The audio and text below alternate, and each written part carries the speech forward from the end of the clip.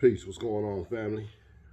Uh, Another day. I'm happy to be here. Woke up with a migraine and took a hot shower and stretched for like an hour inside the shower, and then drank 2 bottles of water, and now I'm good to go. Migraine gone. It's something I've been having since I was a child. Uh, Allergies is too. When seasons change, the transitional points from spring to summer, or from fall to winter, or from spring to fall, those things are the worst. But once the season is here, I'm pretty good. Anyway, man, I'm just coming today to drop some more knowledge, share some experiences again, and essentially, man, these demons are real. And the reason why I'm saying this is because a lot of people don't know what it's like to work for a company, just having a regular 9 to 5 and be involved in sinister activity without even knowing. You know what I mean? Having agendas and angles all around you and not being able to see them or understand them or even know that they're there is something that we all need to be aware of. For those who are in the workforce and those who are in the family of the black race and the African race, a lot of times we fall privy to things, and we're not privy to things, and we fall a victim to circumstances that don't even involve us. RICO cases, those type of things affect people who don't even have any knowledge of what's going on. You know what I mean? And because of that, it's just something to be aware about. So that's what I mean when I say these demons is real. And straight up, man, because you may be, doing something, or you may have one mistake in your life that you know is a mistake, and you truly feel apologetic for and sorry about, but because of the situation that you're in, and because of the pitfalls that are before you when you move forward, and the type of oppression that is set up for you to fail, etc.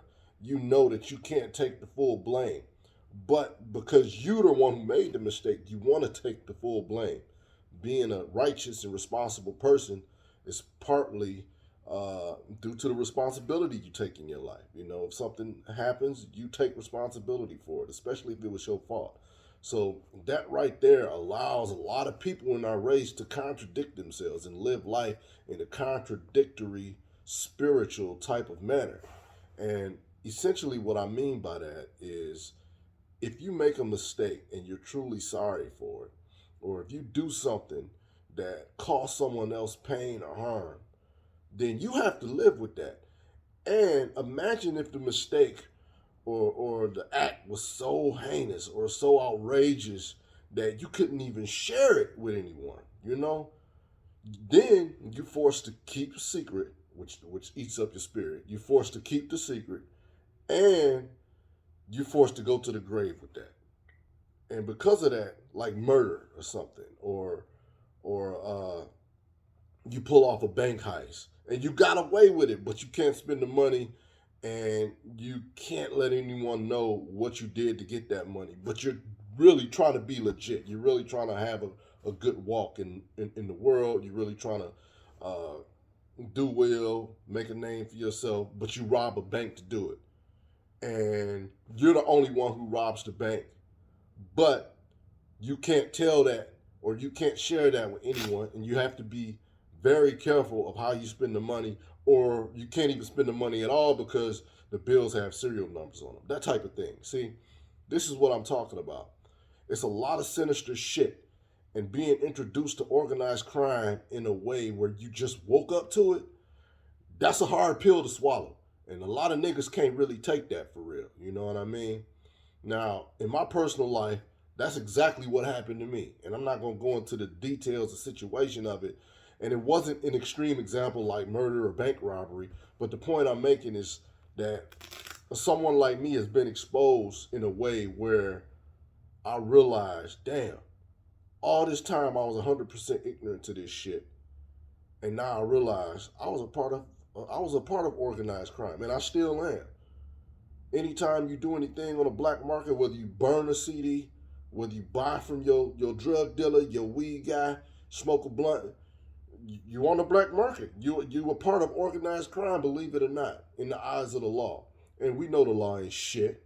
We know this law needs to be destroyed and rebuilt by us, by the indigenous people of this land. And just because we're indigenous doesn't mean that this is our native land. Yeah, we were here first, but that doesn't mean we're from here. America's a fucking icebox. We're from Africa. And every time I drop a video, I'm going to try my best to remind you guys of that. Nonetheless, in my example, in my life, I was introduced to organized crime in a way where I didn't know anything. But because I was smoking weed and out here trying to just feel good about life, I realized, damn, this is true. And I'm coming into knowledge and I realized what I'm a part of. But it was all a result of me coming into knowledge that made me realize I'm a part of something bigger that I probably wouldn't have chose to be a part of if I had known what it was from the start. So a lot of private corporations, a lot of organizations, a lot of people in general have agendas, and their veil is on, their mask is on, and you don't see the true agenda until you actually tap into your own spirit to find out what it is that you want to do in life and the path you want to walk in life. So when you start walking with purpose, you realize, damn, other people have a purpose to destroy you. And that's essentially what it is. So these demons are real, straight up, you know. I got a problem with any religion that downs my people. You know, in the Bible and in the Torah and the Quran, you know, they talk about in the Quran the curse of Canaan.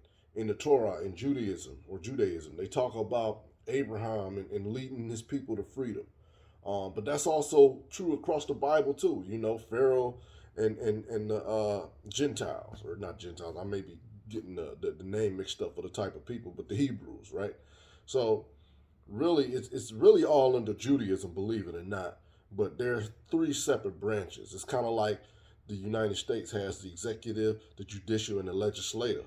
That makes up the body of government, but that still is one government, even though it's three different entities, right? Same principle in religion. That's the same reason why, like, Masons and shit have their own books, their own constitution, etc. It's the same entity, or three different entities, but the same body, so to speak. So Judaism, Islam, and Christianity. You know, I have a problem with those religions because those texts lead you away from Africa. They lead you away from Egypt. And Egypt and the Africans were always the bad people. We're always enslaved. We're always the ones being told to get killed, etc. Fuck all that. That's why I never subscribe to that shit. I got a fucking cross on my arm, but I ain't never doing that no more. And I've been in the process of getting it off. $700 a treatment for laser surgery to remove it. And you need like 3 to 5 treatments. I've had one so far years ago, and I just forget to go back. But I'm gonna go back and get it. I think my doctor is he's a Arab or Chaldean guy, and he uses this high tech machine called the Cutera, and it's only like 2 ever made. At least that's the spill that it gives me. But after one surgery, they actually got a lot of the ink to go. Like right here, you see it, it's damn near gone. Over here, it's damn near gone. But, you know, at the bottom of the cross, you still see the ink, etc. And then I got a punk-ass crown on here because at the time, I was thinking that I'd be on God's right hand. But that was when I still thought that Christianity and Jesus existed. People had to question, did Jesus exist? Or, I'm sorry, people had to question, was Jesus black? And the more important question was, did the nigga exist? And the answer is no. And if he did exist, and I went out on a limb and gave you that bone, the chances are that he would likely have been black if he did exist. But we know that Christianity and the characters in the Bible are all allegory because you can find in Greek mythology there's always a dead end. Study Herodotus, Homer, the Odyssey, the Iliad. They're always a dead end. I forget who wrote the Odyssey and the Iliad. I think it was Homer. But one of them ended up being the dead end. Herodotus, the low-key considered the father of history. He says these people were here. The Africans were here. They're beautiful. They're black. They're tall. They're the ones who control the land. They're the ones who inhabit this land. And they have great monuments and great civilizations built. Like, this is all reference in the books and culture that white America teaches you, but because we don't study this a lot, we just pass it by. nonetheless, they're dead end. So that's the more important question. Forget whether Jesus was black or white. Did he exist? And once you find out that it's likely that he didn't exist, then you'll learn that you see why religion enslaves black people and African people. If you're black, you're African, flat out. Um, at the end of the day, man, people like J.A. Rogers, as you can see, let me show you. I got my little books over here, my little treadmill. But anyway, astronomy at the top, the book stacked on the top of the bookshelf. World's Great Men of Color, J.A. Rogers, Signs and Symbols. Uh, anyway, a lot of African books with a lot of African scholars, and there's a lot of, well, not a lot, but there's a few white scholars that actually verify that too. You know, I also listen to people like General Seti, man, and he's probably the best thing we got out here. You know, I consider him a teacher. I consider other people a teacher to this craft, to this culture, and it's only one way to live for real. You know, if you're black, you can't survive without your community, and that's what it is. And I'm an antisocial person, and I even know that. I try to socialize. I try to do business with my people where I can and when I can. Outside of getting gas and using money to keep my roof over my head and keep my bills paid, I just support all black. And it's not anything racist. It's just the fact that we are down, and people don't know how down we are. This country is not great. This country is done. It's spiritually doomed. It's culturally backwards. And honestly, I hate this shit. I live here because I was born here. I have family here. But at the end of the day, I know I'm not in my native land. I know I'm not where I could flourish. If I was born on the continent of Africa with the culture and mentality that I have coming here from America, yes, I might be a little sinister. Yes, I might be a little sick and twisted on the motherland. But I would have been what I wanted to be. I would have, $1 million was a tangible goal. I would have did that 20 times over. I'm not saying it is a tangible goal, because the point of life is information. It ain't money. And data is the currency. Straight up. So the reason why I'm making this video is because, I like to share these things. And it's time for people to, start taking a side, picking sides. Hopefully I didn't put a target on my back prematurely. But this is just a rant, man. You could ask for facts. I'm not going to be debating people. I'm not going to be quoting people. Well, I will quote people, but I'm not going to be exposing facts. I'm not going to be a teacher, so to speak. This is just going to be a rant to kickstart those who watch my channel and those who watch me and fuck with me. It's going to kickstart a drive in them to say, okay, maybe I need to start taking life more serious. Maybe I need to start being a business owner, being a homeowner if I can, and start investing in stocks so I can start turning my little $200, $300 extra a month that I got in savings into $700 and $800 a month in savings. You see what I'm saying? So anyway, that's about it. No. We can keep going. We can keep going because back on this religion thing. Yeah, I really just got a problem with people who really want to keep my people down. I can't jack any religion like that, and those are all the religions of modern day: Christianity, the Christ figure, Islam, the Allah figure, and Judaism, the Abraham figure. I mean, these are all mythological figures. I mean, and straight up, at the end of the day, the stories that we were taught as a child were all rooted in a level of truth, but it was wrapped in poison, like midgets being short people, or dwarves being short people and having their limbs not proportioned to their torsos. We talk about the Ainu and talk about the Twa, which is really the short people of the African race, whose limbs are proportional to their torso. Their legs and arms are proportional to their torso. So in other words, even though they're midgets or look like midgets or dwarves, they still look correct anatomically. You see what I'm saying? So if we talk about midgets and we talk about giants, Ethiopians who are 12 and 13 feet tall, who are twice the height of two people standing on top of each other. We're the only race of people who have that wide range of gene and wide genetic marker to produce such a people so short and such a people so tall.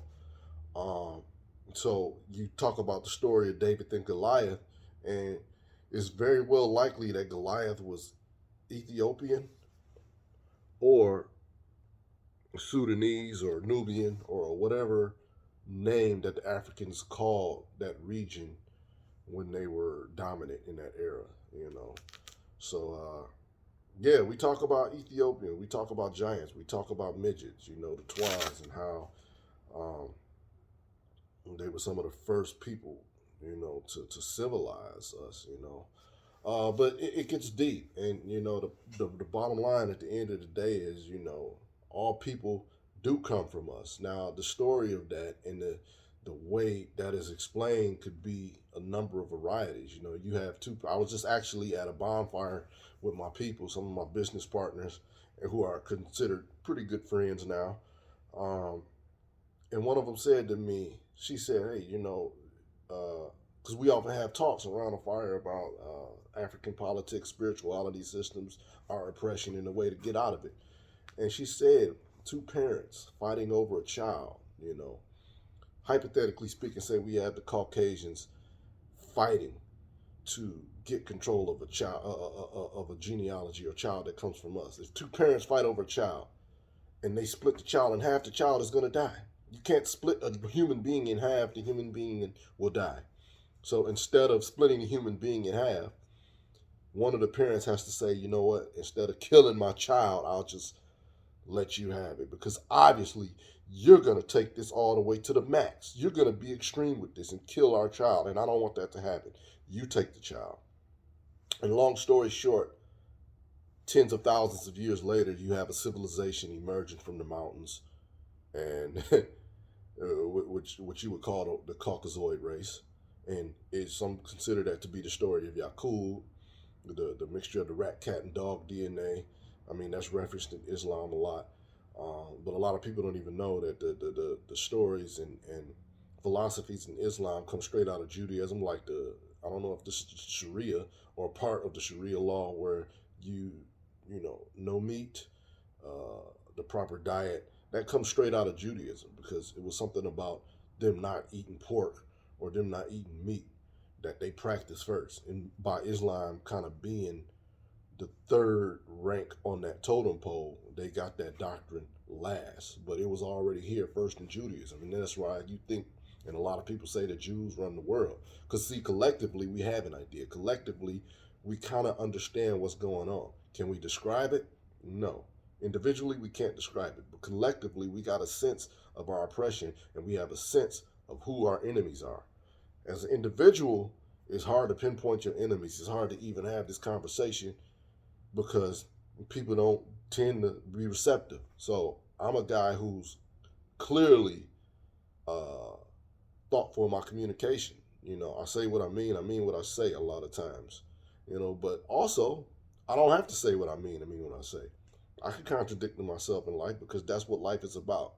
But having enough discernment to know when to do that is very important. That's the key. That's the jewel. You don't have to mean what you say, or you don't have to say what you mean. You could say that you stand for this and not stand for this, and it's okay. But knowing when to apply that is the jewel. That's the jewel. So if I claim to be a Christian and I claim to go to church for economical purposes, then that's one thing. Because you know from the videos you see me in and the way I talk that I don't believe in the shit. And I know what it is. Just like it's a whole community of Africans or a whole community of black people here in America that don't, that do know what I'm talking about, that do know that none of these religions are real and they are meant to keep you down, and that none of these characters ever existed. We know that. But does that stop them from still being or partaking in religious institutions like Christianity and Islam? No, because they want to get ahead, because this is the environment that we're in. So the same way that people use money, they're going to use political gain through religious institutions and ideologies. And I get that.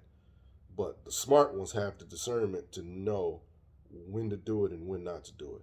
And that's why I said a few minutes back, man, maybe I'm painting a target on my back prematurely, because right now it's the time for Africans to say, look, I don't stand for this. I stand for community only. So anyway, that's my little 2 cents. More to come. More to come. These demons are real, man. Keep your head on the swivel and keep your spirit right. Clean your body out when you can. Give up the meat. Give up the smoke. Give up the drink. You know, if you gotta do it with some grace. Black power.